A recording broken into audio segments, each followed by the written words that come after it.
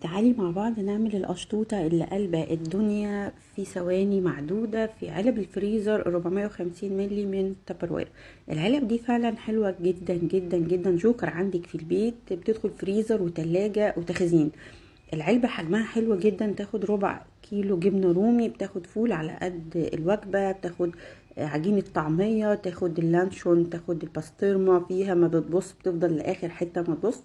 الطريقة بقى، تعالي اقولك الطريقة. هتجيبي الكيكة الجاهزة زي ما شفتي كده، هتسقيها حليب والكريم شانتيه، وحطي الفاكهة اللي عندك والصوص اللي انت عايزة تحطيه. احنا حطينا موز وفراولة، وحطيت صوص شوكليت على السريع كده. وجيبي بسكوت كسريه، جبت بسكوت اوريو كسرته وحطيته عليها. انت عايزة تحطي مانجا، عايزة تحطي صوص كراميل، حطي اللي انت عاوزاه.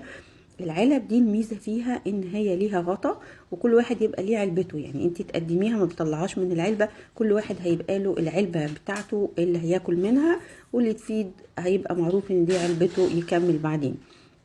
العلب دي الميزة فيها ان فيها غطا، فما بتاخدش مساحة في التلاجة، لاني بقدر احطهم فوق بعض، وما بتطلعش ريحة من الحاجة اللي جواها للاكل في التلاجة، والعكس يعني مش هتاخد ريحة من التلاجة للعلبة.